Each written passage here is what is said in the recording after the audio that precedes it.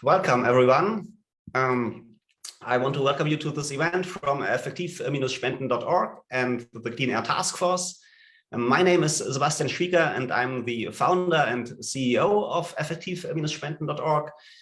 And our goal is to raise awareness and money for some of the world's most effective charities.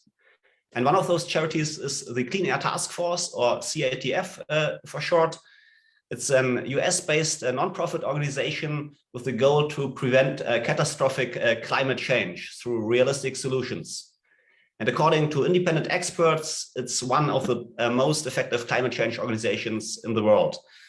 In the next hour, we will hear what those realistic solutions are and how CATF is helping to implement them. So let me introduce our guest speakers. First, there will be the co-founder and executive director, Armond Cohen, who will introduce the organization. Also joining us is the international director of carbon capture, Lee Beck, who will discuss CATF's activities and successes in Europe with a focus on carbon capture and storage, and also like the recent methane emission campaign. So welcome, Lee. And finally, we will have Chief Geoscientist Bruce Hill here with us, who will talk about a super hot rock geothermal technology. So glad to have you with us, Bruce. And just to let you know, after the overview by our speakers, we will have a Q&A session. So if you have any question, just type them in as a comment as in the chat. And yeah, we will try to get all the answers afterwards. So without further ado, welcome, Armond. The floor is yours. Thank you, Sebastian, and guten Abend, and thank you for joining us at this late hour, Germany time. I am going to introduce the overall organizational strategy for Clean Air Task Force and tee up the additional topics here. What we're going to talk about today is how the Clean Air Task Force approaches climate solutions at scale. And that's the important part, is the size of the problem and what we're doing to tackle it. I'm going to do some introductory remarks, and then Lee Beck, our International Director of Carbon Capture and Storage, will follow. And Bruce Hill, our Chief Geoscientist, will talk about one particular promising technology that we focus on. Lee is really part of our core, building our team in Europe, co-directs our global carbon capture team. She's a senior fellow at the Atlantic Council Global Energy Center, and she came to CATF from the Global Carbon Capture and Storage Institute. Bruce Hill has served as lead scientist for CATF for more than 2 decades. He focuses on carbon capture and storage and super hot rock geothermal energy. Very, very qualified colleagues that I'm happy to have with me today. Let's start with some basics on Clean Air Task Force. We were founded 25 years ago. We're celebrating our 25th anniversary, actually, in just a few days. We are headquartered in Boston, but this is already outdated. We now have 70 global staff spread from Berlin to San Francisco and periodically in China. So we're covering quite a few time zones these days. Our growth plans are to about 100 full-time equivalent staff based on current global and donor interest. Our annual budget is about $20 million. All of it is from philanthropic sources. And finally, our mission is to lead the way to a zero carbon, high energy planet. And those are two phrases you don't often see together. We believe that the planet is likely to need more energy, not less, and our strategy is structured accordingly. These are our current and near future areas of operation. As you can see, the red dots are where we actually have staff today, but we are operating in almost every continent and will be expanding in the future. Let's just start with reminding ourselves what problem we're trying to solve on climate, and that is global CO2 emissions have been growing substantially even since 1997, which was the year of the Kyoto Protocol, when we agreed that we were going to slow them radically. Well, you can see that hasn't happened.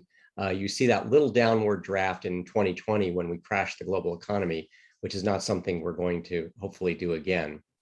And of course, temperature has followed right along with CO2 increases. This is the departure of temperature from historic averages over the last 30 years, which tracks very closely with CO2 emission increases. Now, why do we work on energy? You're going to hear a lot about energy today because energy is the dominant driver of climate change. 75% of global greenhouse gas emissions, both carbon dioxide and other emissions, come from energy and industry, the combustion of fossil fuels specifically. Now, there's a lot of other stuff, land use changes in agriculture, which we also work on. But today we're going to focus on our main focus, which is energy. Now, this is the challenge. You saw that upward curve a moment ago. This is the downward curve that we need to be on. And we need to be making a very, very sharp turn very quickly, which we're not doing. I showed you earlier that COVID suppressed CO2 emissions slightly, but we're already in 2021 back on track and renewing the trend. This curve needs to be radically bent and very, very quickly.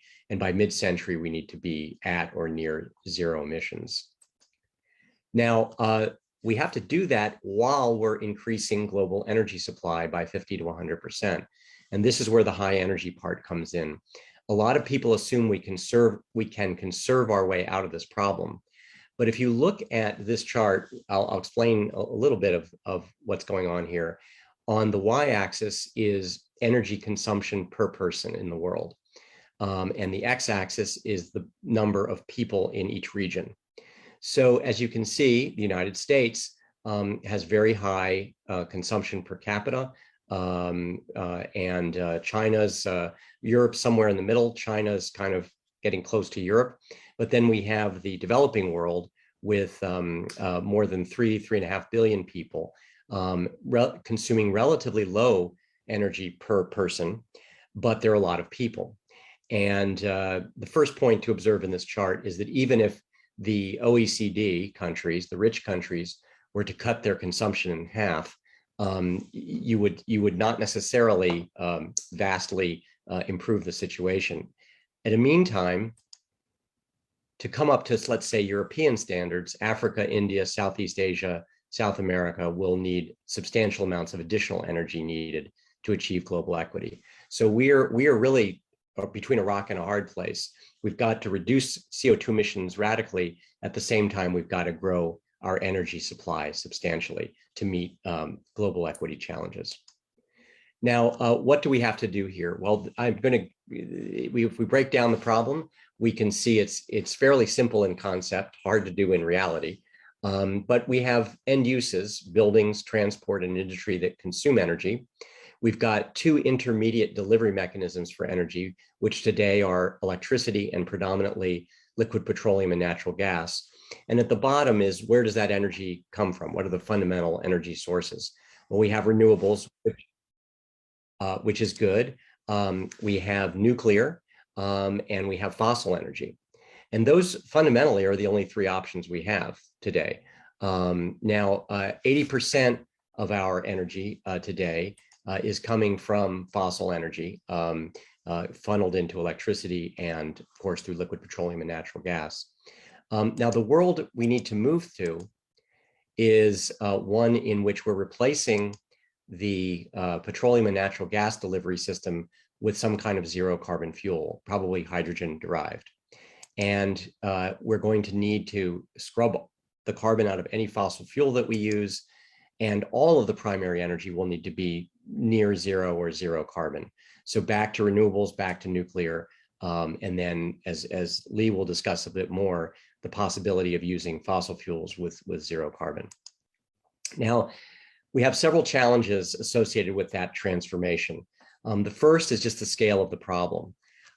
This chart will show you total energy consumption by source over the last 25 years. A couple things you see that oil is at the bottom, the red is natural gas, the gray is coal, the light orange is nuclear energy, the blue is hydroelectricity, and the dark orange at the top is renewable energy.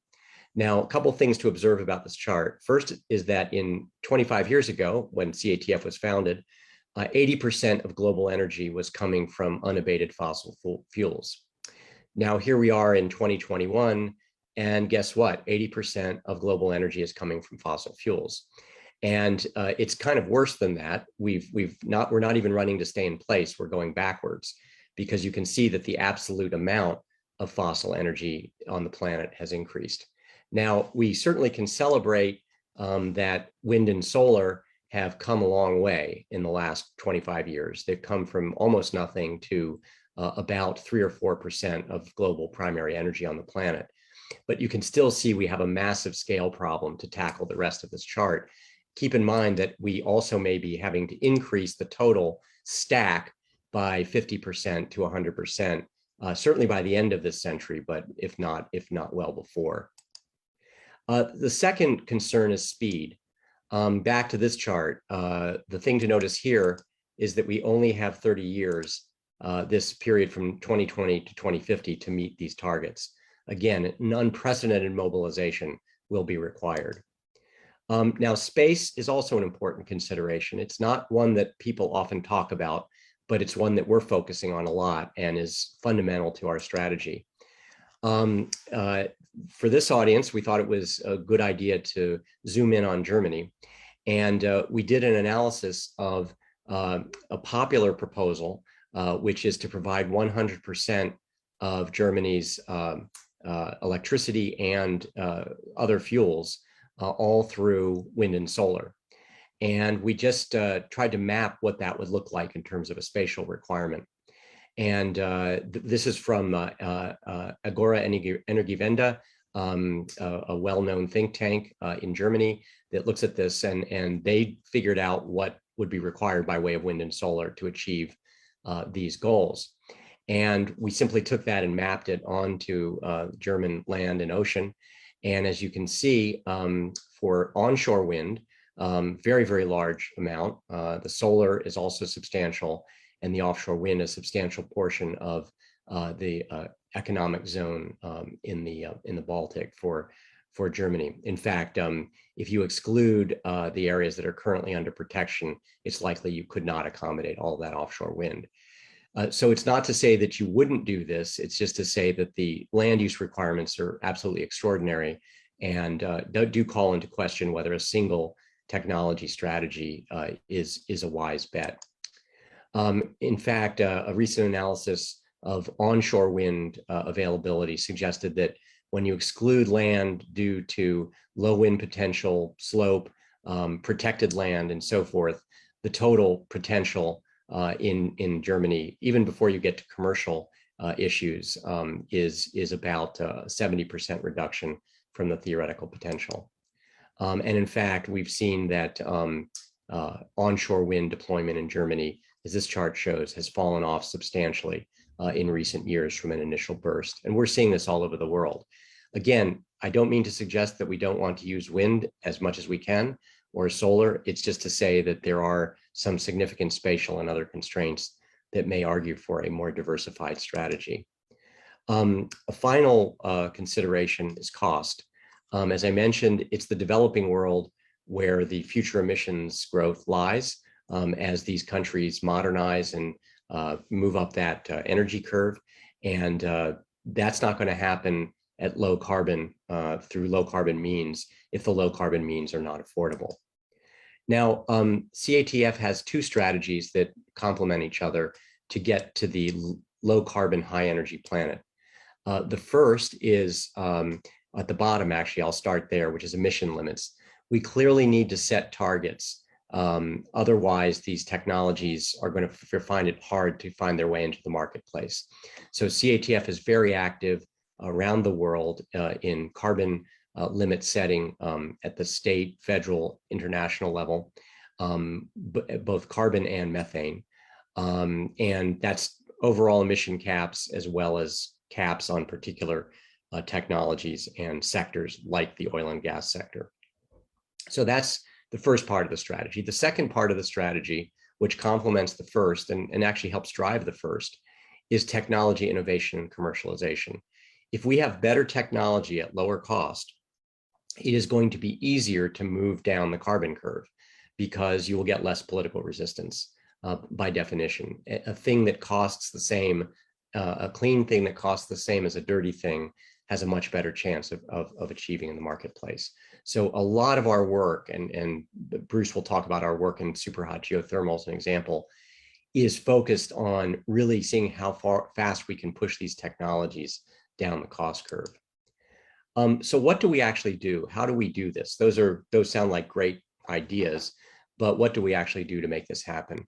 Well, the first is we do a lot of research.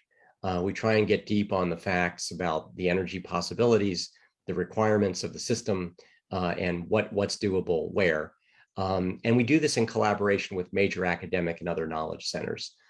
We are 70 people, but we leverage hundreds of other experts around the world with whom we work in major universities, consulting organizations, and think tanks. Second is we engage directly in policy advocacy. Lee will talk a little about our work in the EU and how we operate, but we are today, in fact, negotiating important legislation in the US Congress as an example. We also conduct public education.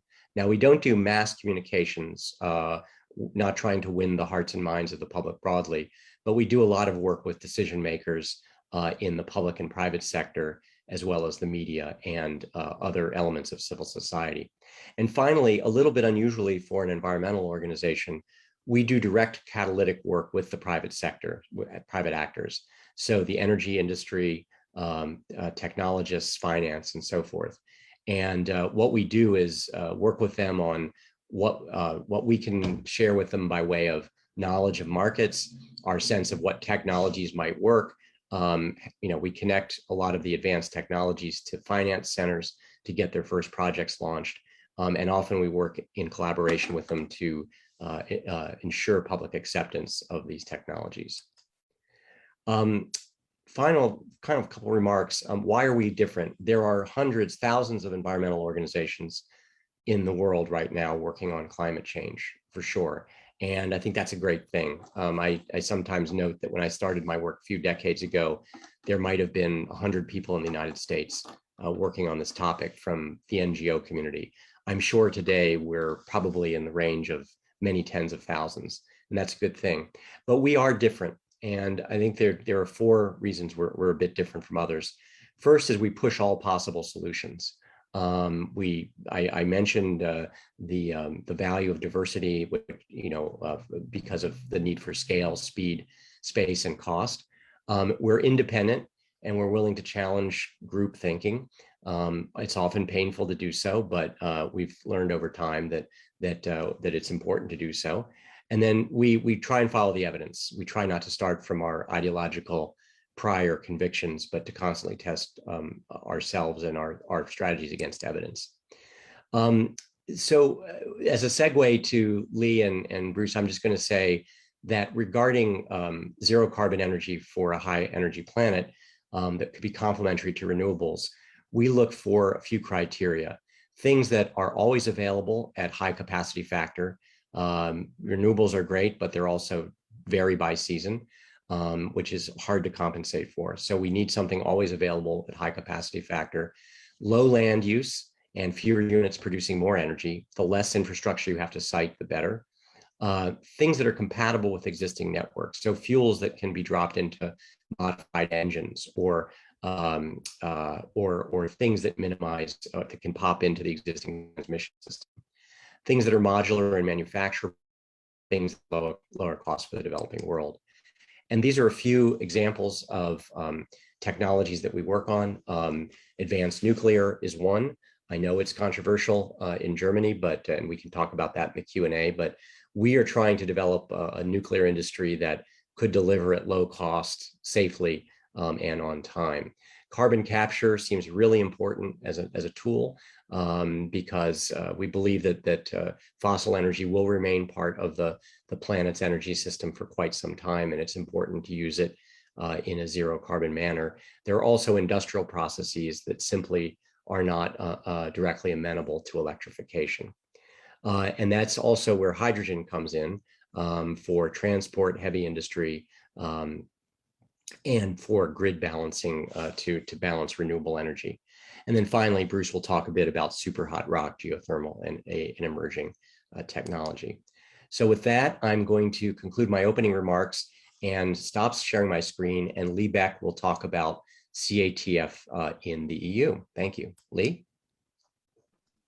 Yeah, thank you, Armond. I'm going to just share my screen really quickly. And I think it was the understanding that I would be switching to German. Is that correct? Because my slides are actually in German. Ja, vielen Dank.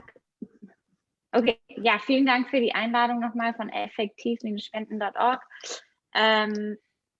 Wie sieht das aus mit der Slideshow? Gut? Nochmal kurz ganz durch. Hier, okay. Ja, also was ich mir jetzt heute vorgestellt hatte, ist, dass wir einmal kurz darüber sprechen, wie CATF sich in der EU-Politik bzw. in der EU und in Europa etabliert hat, vor allem während der letzten 1,5 Jahre. Und dann ja, würde ich gerne unsere Carbon Capture Arbeit in der EU vorstellen und vor allem einfach auch mal zeigen, wie genau, was Armond ja schon im theoretischen Bereich vorgestellt hat, wie das genau bei uns in Aktion aussieht, und dann natürlich auch noch ein kleines Update zum Thema Methanabkommen geben, bevor es natürlich jetzt bald zu COP26 geht. Also aus unserer Sicht steht generell für uns Europa natürlich vor allem die Europäische Union als globaler Klimapionier. Gerade im Bereich Klimapolitik sehen wir die Europäische Union auch als verlässlichen Partner an. Und dennoch, und das kann man, glaube ich, ganz gut hier in dem rechten Zitat sehen, das natürlich trotzdem noch auf Englisch ist, gibt es in den Bereichen Technologie und Innovation vor allem noch sehr viel zu tun, vor allem in den Bereichen, auf die sich Clean Air Task Force zurzeit in Europa konzentriert, und das ist nämlich Methan, Carbon Capture and Storage oder CCS, CO2-Abscheidung und Speicherung und sauberer Wasserstoff. Gestern wurde es eigentlich auch nochmal ganz gut erwähnt von Anne Mettler, die ja von der Kommission zu Breakthrough Energy gewechselt ist und wirklich auch nochmal hervorgehoben hat, dass in Europa tatsächlich noch viel in diesem Bereich sehr ideologisch ist und das System einfach nochmal wachgerückelt werden muss. Und wir uns tatsächlich für verschiedene Pfade einsetzen müssen, verschiedene Technologiepfade, und vor allem auch damit befassen müssen, was für verschiedene Risiken gibt es, wenn es um die Dekarbonisierung geht, vor allem Risiken, die die Dekarbonisierung im Ganzen verlangsamen oder sogar nicht möglich machen könnten. Und deswegen, also konzentrieren wir uns in unserer zurzeitigen Arbeit tatsächlich auf 3 verschiedene Dinge.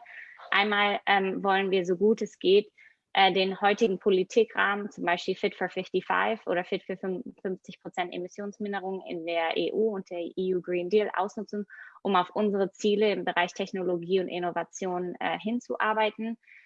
Auf Langzeit, und ich würde mal sagen, dass wirklich über die nächsten 10 Jahre, mindestens 15 Jahre, wollen wir aber uns auch für einen Paradigmenwechsel einsetzen und eine neue politisch-ökonomische Landschaft in diesem Bereich Innovation schaffen. Paradigmenwechsel, warum? Wenn man sich mal das Fit for 55 anschaut, ist es natürlich auf der einen Seite wirklich erhöhte Klimaambitionen zu begrüßen, aber auf der anderen Seite macht es auch für viele Politiker es ganz relativ leicht, sich nur mit Technologien zu befassen, die wir heute bereits schon kennen, die wir schon haben, mit denen wir vertraut sind und die auch vor allem weitgehend akzeptiert sind. Aber wenn wir uns jetzt nochmal an Armonds Präsentation erinnern, hat er ganz gut erklärt, dass es tatsächlich 20 bis 30 Jahre dauert, um wirklich die nächste Generation der Technologien zu kommerzialisieren. Zum Beispiel ein gutes Beispiel hier ist natürlich der Feed-in-Tariff in Deutschland für Solar, der ja schon seit Anfang der 90er ja wirklich zur Verfügung stand und es tatsächlich 30 Jahre gedauert hat, bis Solartechnologien wirklich große Fortschritte gemacht haben und auch in anderen Ländern dann dank deutscher Investitionen und Kostenminderung bzw. Kostensenkungen ausgebaut wurden. Und deswegen ist es aus unserer Sicht wirklich sehr wichtig, sich mit diesen Themen heutzutage zu beschaffen.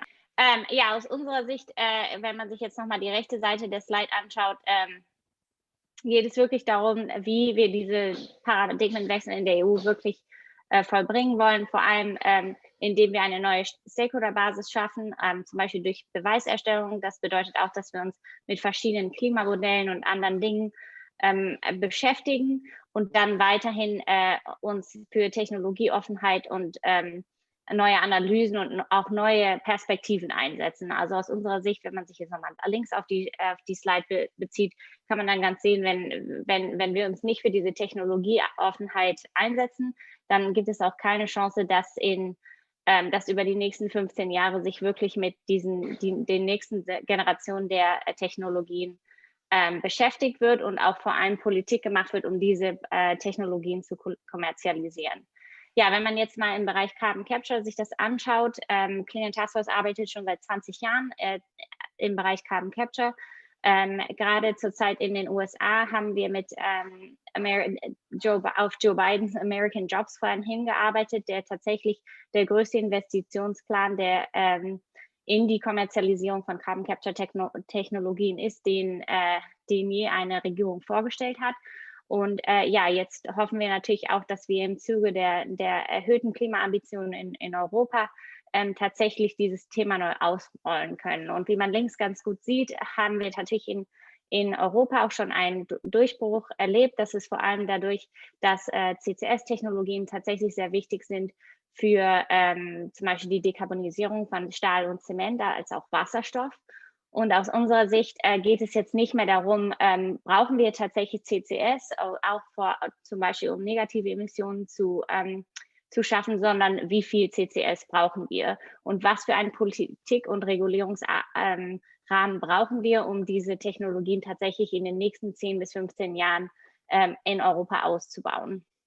Und also tatsächlich, bevor ich nochmal auf unsere Handlungsempfehlungen eingehe, geht es in Europa. Tatsächlich ist es so, dass mehr als 40 Projekte in diesem Bereich schon in Planung sind. Rechts können Sie ganz gut sehen, und das ist eine interaktive Karte, die auch umsonst auf unserer Website zur Verfügung steht.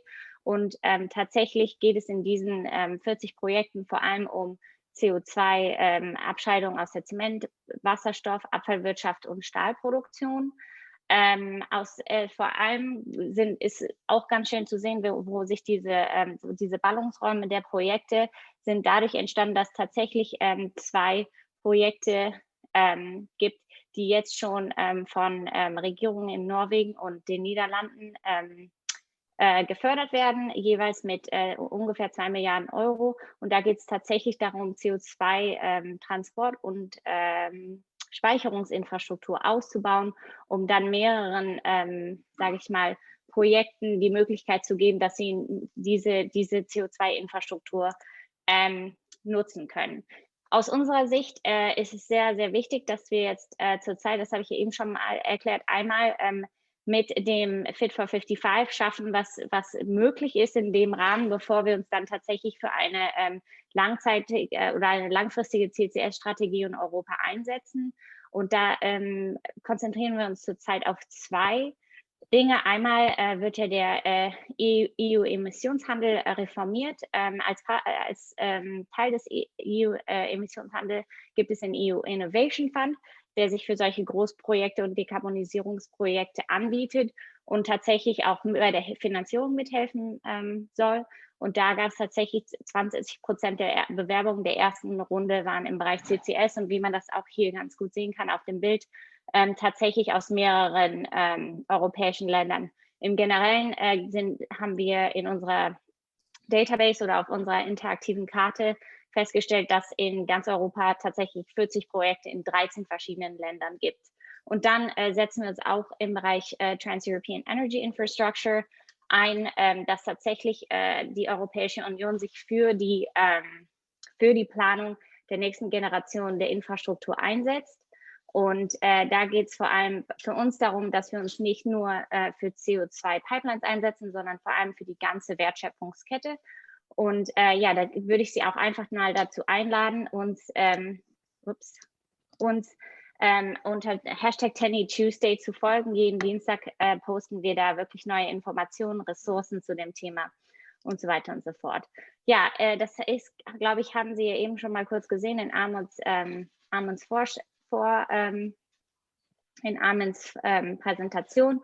Aus unserer Sicht ist es wirklich wichtig, dass wir jetzt die Investitionen in CO2-Infrastruktur und Speicherkapazitäten mit Investitionsanreizen unterstützen und dann noch verschiedene Policy Mechanisms zur Verfügung stellen, die wie zum Beispiel Carbon Contracts for Differences, die ja auch in Deutschland zur Diskussion stehen, um einfach dann die Dekarbonisierung am Zementwerk, am Kraftwerk, in der Stahlproduktion direkt zu unterstützen. Und ja, aus unserer Sicht, die Erfolgsfaktoren sind dann tatsächlich Kosten senken, schnellere Projektrealisierung, Investitionen und Infrastrukturausbau. Und wie gesagt, das habe ich ja eben schon mal erwähnt, für uns ist wirklich das EEG in Deutschland ein tolles Erfolgsmodell, wo es wirklich gezeigt hat, wie langfristige Innovationspolitik tatsächlich dabei helfen kann, die nächste Generation der Technologien zu kommerzialisieren.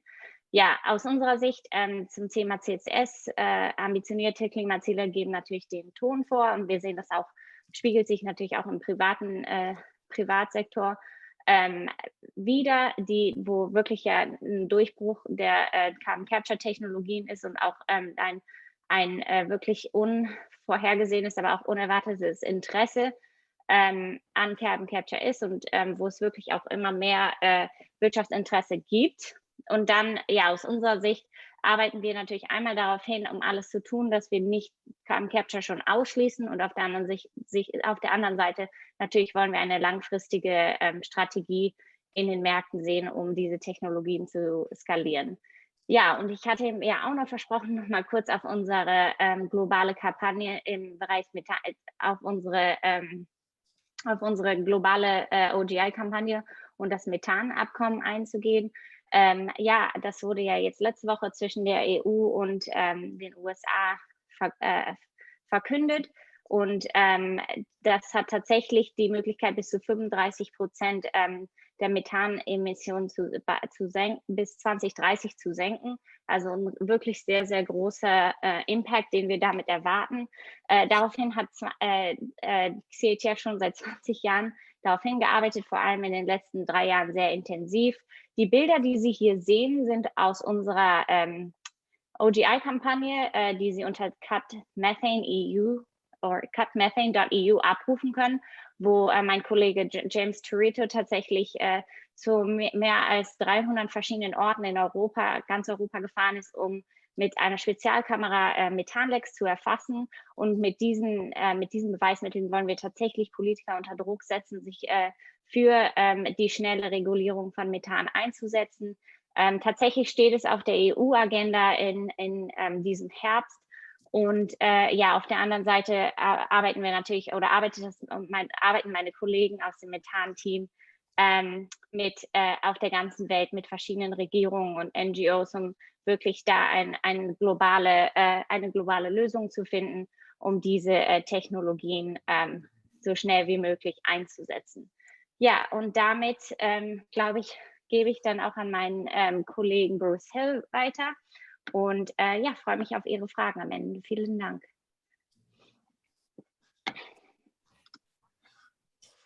Okay, I took it that was my cue, although I don't speak Sprechen Sie Deutsch, I guess, is what you would say, right? Wow, that was great to hear in German, Lee. But so I'm going to move on here and talk about geothermal energy and some innovations that we're excited about and we're starting to build some capacity towards. Let's see. I just need to share screen. Let me start with this. I got a couple different things. Can you see this, Sebastian? Yeah, I can see a picture. Okay, so this is a very short video, only 2 seconds long, of steam coming out of the ground, out of a vent in Iceland. Pray that a couple times. All right, now let me try the other one. Oops, that was my granddaughter. Okay, so then, and here is a vent that is capturing steam from the subsurface.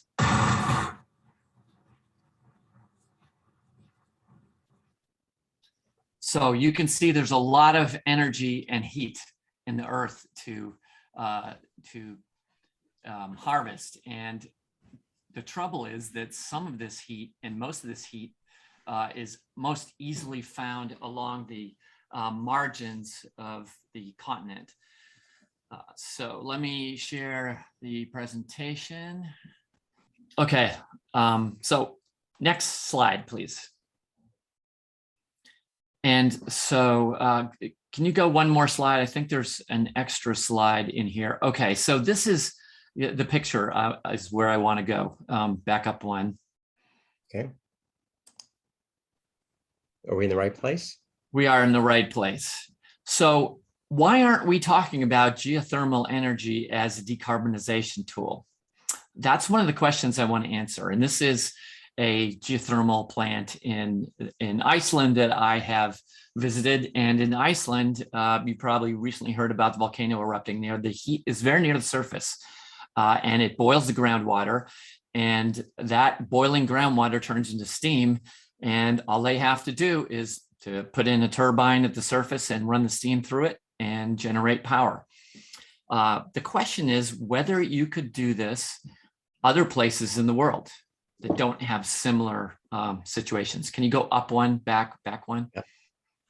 Okay, thank you. So I'm going to talk today about super hot rock geothermal and speak to why geothermal has been written off as a significant source of global power. Right now, or in 2018, geothermal was about 15 gigawatts of energy globally, and that's about the same as maybe 15 large fossil plants. But today we're going to talk about this quietly advancing technology that could get us to geothermal anywhere. What if we could drill deep enough to be able to tap into that same kind of heat we just saw? So on the left, the first illustration is today's commercial hydrothermal systems. So as I was showing in the short videos, it's harnessing steam that's near the surface that's heated by magma or volcanic activity underneath. Second are sedimentary systems, engineered systems. These are systems that are set up to sort of emulate or be similar to hydrothermal systems, except you inject the water and heat it, then produce it at the surface. And this can be done at lower temperatures and is being considered in a number of places in the world right now towards what we call geothermal everywhere. Then there are hot, dry rock systems. That goes deeper and hotter. And again, it's injecting water, running it through fractures and bringing it back to the surface and generating power. And then finally, super hot rock systems, which I'm going to talk about now, are essentially set up to do the same kinds of things as the engineered systems just described, hot, dry rock systems, except they reach much deeper and get into hotter rock that has much, much more energy, up to 5 to 10 times as much energy per well. So just imagine that steam you were just seeing blowing out of that well. Imagine 10 times that energy being captured. Okay, skip 2, please now. There we go. So here's the value proposition, what we call the value proposition for super hot rock. It checks the boxes that Armond was talking about earlier. It's competitive power. In terms of cost, it's endless, no cost earth energy resource. It's dispatchable. So that means it's always on, it's always available. It's base load power. And it's energy dense. Beneath one well, you can capture a lot of energy. In Iceland, they estimate where they've drilled into super hot rock conditions, about 35 megawatts per well. So you could repower, in theory, a fossil plant with a number of these wells. Zero greenhouse gases, truly no greenhouse gases. It's a subsurface technology that could pivot fossil power to doing something, to using the tools it has and doing something new that doesn't create greenhouse gases. I've mentioned it has potential to repower fossil power plants, to generate hydrogen as a transportation fuel, and with deep drilling, we could access it worldwide. And importantly, scientific breakthroughs aren't really required to make this happen, but there are some very significant engineering advancements. Next slide, please, Armond. So this is how it works. You pump the water down, it gets heated in a reservoir, and when it gets heated, it turns into a new form of water, which is called supercritical, which essentially carries more heat, and it moves a lot faster and can penetrate through very small fractures in rock. Next slide, please. So what you have to do is create a reservoir. You put water through existing fractures, and that would involve doing studies to make sure you're not doing this in areas that are subject to earthquakes, so we have to be cautious. In some areas won't be appropriate for this technology, but in places that are earthquake prone, some companies are looking at closed loop systems where you put piping down the hole, kind of like a radiator, and you don't actually put heat through, don't put water through fractures, it's heated through pipes. Next slide. And these are just some pictures of fractures in some half-billion-year-old rock that is near where I live. And the idea would be to utilize fractures like this that are many kilometers deep to circulate and heat water before it's produced at the surface. Next slide. Importantly, and this is, US, it's sort of a US viewpoint, but and so we haven't done this analysis for elsewhere yet, and we've only just begun to engage in this project. But we think that based on some modeling, we had a couple of consultancies work on a model for this, and they suggest that super hot rock could be $20 to $35 per megawatt hour, which is below the current US average market power price. Next slide. As I mentioned, super hot rock could enable hydrogen production in a number of different ways. Of course, it could be done from hydrolysis using the electricity that's produced, but it also may be able to work at much higher temperatures and be more efficient. Next slide. So super hot rock is not entirely new. There are places all over the world that have done some experimenting by drilling into super hot rock. About 24 or more wells have actually hit that temperature above 400 degrees Celsius. So you can see in Europe, it's that in Italy, they've drilled 4 wells. There's a company in Slovakia working on energy drilling, which I'll talk about in a minute. Iceland has drilled 6 wells, and the US, we've hit this condition in six wells. Also, Mexico 7. Even in Kenya, there's work going on in China, and there's a well that was drilled in Japan, and they're working on this also in New Zealand. Next. This is the Iceland deep drilling project, just a quick photo showing what that looks like. And the idea would be to actually mechanize drilling so that it used a very small footprint and able to drill many wells from one pad, and then disassemble this and have a very, very small surface power configuration. Next slide, please.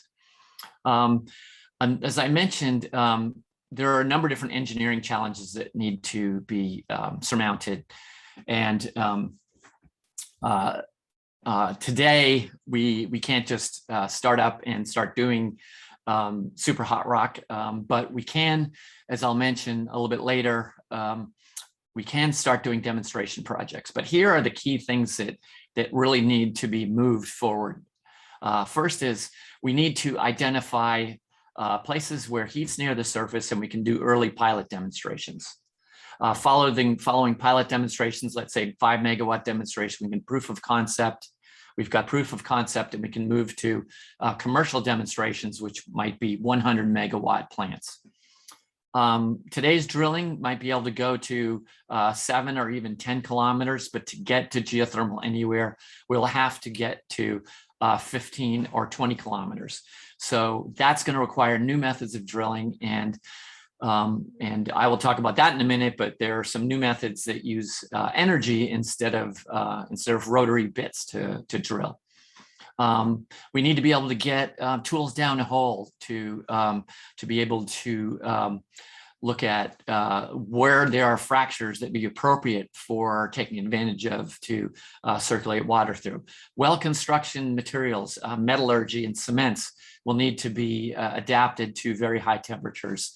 Reservoir development methods are being worked on in the lab and in the field, and are trying to figure out how to safely provide conduits in the subsurface to avoid seismic risk. And then surface power production will have to adapt to these higher temperature and pressure fluids. Next slide, please. This is just a photo of from two companies doing energy drilling. On the right, GA drilling, Geothermal Anywhere drilling, is in Slovakia, in Bratislava, and they have not gone in the field yet, but they plan to field test their plasma bit, as they call this is a plasma drill, in the next few years. And Quaise, which is USA, built out of MIT, is developing what is called a millimeter wave technology. Next slide, please.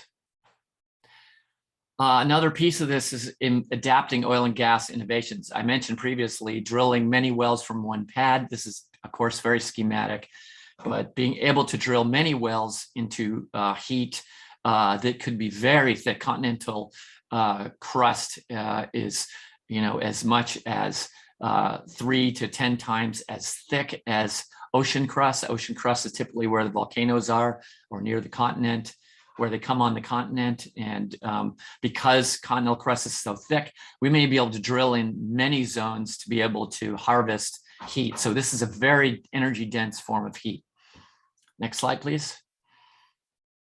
So in the red on this slide, this is a slide from in one of the national laboratories in the US. It shows in red the places where you could access super hot rock less than 10 kilometers. So this is anything 10 kilometers or less. And these are places where today's mechanical drilling could potentially be utilized to tap into super hot rock. And in the blue, these are areas that would require much deeper drilling capacity. Again, as I mentioned, energy drilling is really in the laboratory stage. So this is one area that we will be encouraging not only national laboratories to develop, but seeing if we can get big oil to take this on, and or venture capital, because this is being done right now by some small companies. Next slide, please. Okay, that's it for me. Thanks, Bruce. And I think that demonstrates, we often talk about deep dives, and this was a literal deep dive into hot rock. So, but I think it's fairly typical of the kind of diligence that we do on technologies. And this is not a technology that is on the radar screen for climate change mitigation right now, very broadly, but we're trying to change that. And that's one of the things we do. So Sebastian and Thomas, back to you. Maybe if there are questions from the audience, we can stay a little bit over the hour if needed, or at least Bruce and I can. Yeah. All right. Yeah. So thanks a lot for the presentation to all of you. Very interesting and very encouraging. And yeah, thanks for all the work you're doing. Yeah, and since we don't have much time, I would go straight to the question, and I will combine one question from the audience with one question I have. So the question of the audience is there by now a really good solution to the problem of nuclear waste? And I would like to add to that, when I hear about like nuclear power plants being built, I often hear it in the context of they run over budget a lot and it takes years longer. So what is the solution to the cost perspective? Is it really cheaper, or at least cost comparative to other forms of energy who has gotten much cheaper lately? So Sebastian, I think the first part related to waste, and is there a solution to waste? Yeah, I mean, absolutely there is a solution. Finland has cited a permanent geologic repository, and I believe as of middle of next year, we'll start putting waste underground. It's a very small amount of waste to deal with. People don't understand how little waste actually comes out of nuclear power plants. All of the waste generated by the U.S. nuclear program since its beginning, could fit on one soccer pitch, and you have to handle it carefully, but it is a finite amount of material. And Finland, as I said, has already done this repository. Sweden is on its way to doing so. So it's not an unsolvable problem, and it's pretty straightforward engineering, and it's a much longer conversation, but let me just say proof of concept. With respect to cost, that is the central issue, we think, facing the industry, and we don't sugarcoat that, but it's actually not rocket science to solve it. What we've seen historically is that when multiple units of the same design are built, whether that was in France or Canada or the US, you actually get decreasing costs. And China is demonstrating that, and the United Emirates is demonstrating that with their latest build. So it's like any large industrial project. When you repeat, you learn by doing, you get economies of scale, you go down the cost curve. The problem that we've had in the West is we build one of a kind, and for example, in Finland right now, or in France, or in the UK, and because you're only committed to doing one, all of the costs and all the learning gets loaded into that first plant. We also see this in the United States with the Vogtle plant. And so there is this belief that nuclear has to be high cost, but that would be like saying wind energy or solar energy has to be high cost based on the first units that we built back in 1980. In fact, what we did was get to scale, which created a supply chain and a whole learning by doing. So we believe that the cost, if we got to this kind of scale and kind of manufactured content, which take as much construction offsite and into a factory as possible, we believe that you could be seeing prices or costs for new units, at about half to a third of their present price, which would be very competitive. So that's the short story. Deal with manufacturing, come up with a different way of doing it, and commit to multiple units, which is something that China has done and the Emirates have done, but no Western countries have done recently. Hey, Armond, let me just add that storage of nuclear waste is a geologic problem too. And some in the past, and perhaps going forward, some people have imagined that this kind of plasma drilling and new forms of drilling might be able to solve the problem of taking nuclear waste exceedingly deep and into hard rock that is entirely impermeable. Right.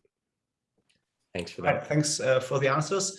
Do you have another question for you, Bruce, or also like kind of two questions? One is, are there any environmental risks associated with deep drilling, like you see with fracking, for example?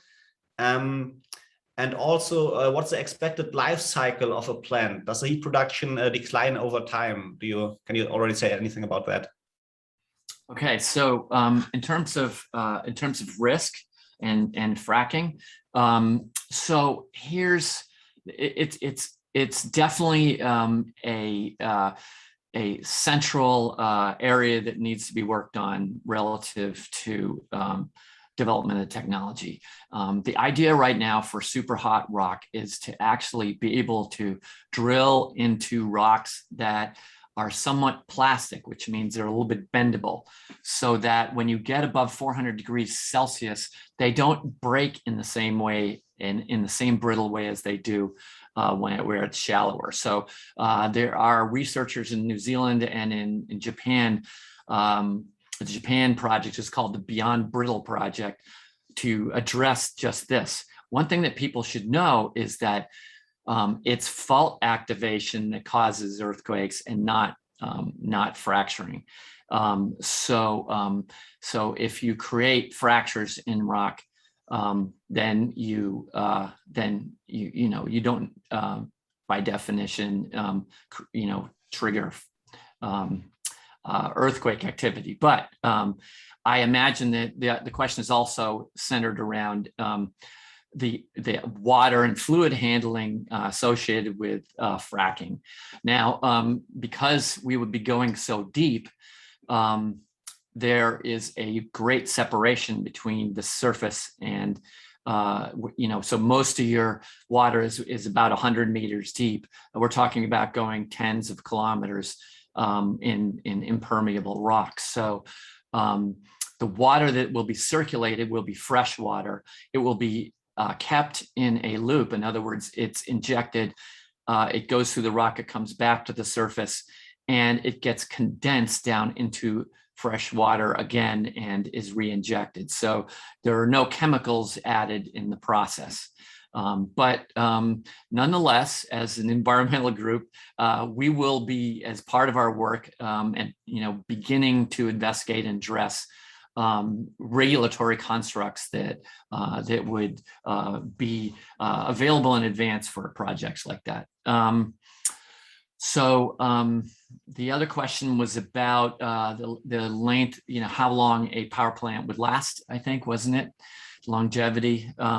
So by definition, there is, if you think of oil and gas is in very thin layers that you target, whereas super hot rock is just heat you're taking out. So you could get, you could harvest heat from, something that's a kilometer or 2 or 3 thick versus something that's just meters thick.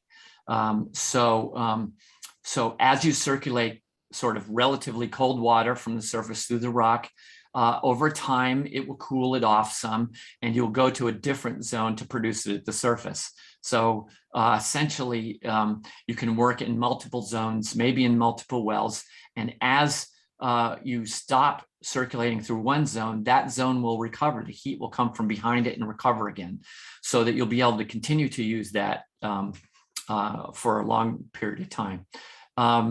There are, construction materials, hard to know right now how long those will last. There is the idea that using energy drilling, and it's only a hypothesis now, that you might be able to vitrify or make the wells of a borehole into a glass so that you do not have to use metals to line them. But that's just hypothetical at this point. If that could be done, then you wouldn't be worrying about how long those last. Oh, I guess that's a long answer too, but that was 2 questions there. Yeah, thanks a lot. One, I think, more general question, possibly for all of you, and I know, Lee, you have to run every second, so just let us know when you have to go. But what do you consider like the key challenges for decision makers in policy? Or is it just too broad, or what? So I'll try something. Lee, you may want to comment from the EU standpoint, and I'll try and make a global comment.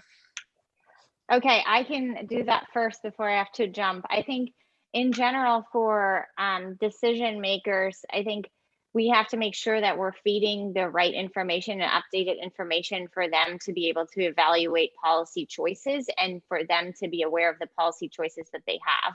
Of course, CATF is all about ecosystem challenges and showing different constituents and how solutions actually affect different constituents. And I think that's really where the decision makers issues come in. It's understanding what are the different, climate change and also climate change mitigation touches every single aspect of our lives. So really making sure that decision makers understand what is at risk in their different constituencies, say jobs, transformation, communities, and making sure that they understand that there is a solution of options that they have, and also working with them to build that political support from different constituents, I think from different constituents and groups is really, really important. And that's really where Clean Air Task Force comes in developing analysis, developing pathways, options, developing and educating about technology options. And I think that kind of work that really shows how to what we call to de-risk the energy transition by providing different technologies, by providing different options, by also showing what potentially could be a risk or what could endanger the transition, and how we can create that political economic system that is supportive is really where we come in and what we're trying to deliver with regards to paradigm change. So that's how I think about policymaker decisions or options, because that's in the end what really influences politics and votes, right? So I'll leave it at this, and then thank you so much for joining us today. Unfortunately, I have to run to another meeting, but you're in good hands with Armond and Bruce and everyone else. Thank you, Lee. Thanks a lot. Sebastian, let me just build on that and sharpen it a little bit. I think I'll say what I agree with everything Lee said. Let me say it in a slightly different way. So there's just an enormous amount of information out there that decision makers have to deal with, and philanthropists have to deal with, and civil society organizations. I mean, it's just, you could spend your more than an entire life just reading email on these topics. So one of the biggest challenges that we see for government decision makers is actually finding high quality information, as opposed to information that's spun, whether it's from the nuclear industry or from the renewable industry or from NGOs that have a particular point of view. We try and serve, no one's completely objective, but we do try and serve as a conduit for information. We try and synthesize the available data, and we try and convey it with humility and with all the caveats to decision makers so that they have as much useful information as possible. And that is just a huge challenge, figuring out what's real and what's not. That's number one. Number two, again, I'll agree with Lee, widening the window for discussion. And I know this is a huge challenge in Germany in particular, and it's something that has to be approached very delicately because there's some very deeply held beliefs. We have come to the conclusion that unless you open up the window of discussion about technologies, the chances of actually succeeding with getting to zero emissions in the next few decades is pretty small. So yeah, part of CATF's job is to provide a little bit of cover for politicians to think more creatively and outside the box. Let me add that, in terms of doing our homework, super hot rock is a really great example. We actually started investigating in 2017, and I've been spending about half time on it until just this year. People have preconceptions about geothermal power for good reason, and so it's going to take a heavy lift to really broaden people's minds to think about, well, okay, just because we can't turn this on today, what would happen if we could drill and put power plants anywhere that was appropriate, and that could tap into high energy density, always on zero carbon sources, and that could have a big ramifications for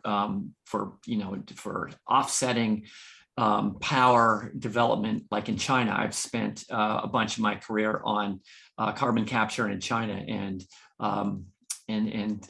they use power, coal-fired power, not only to keep their lights on, but they also use it to generate chemicals and so forth. And they're building plants that will be around for 50 years.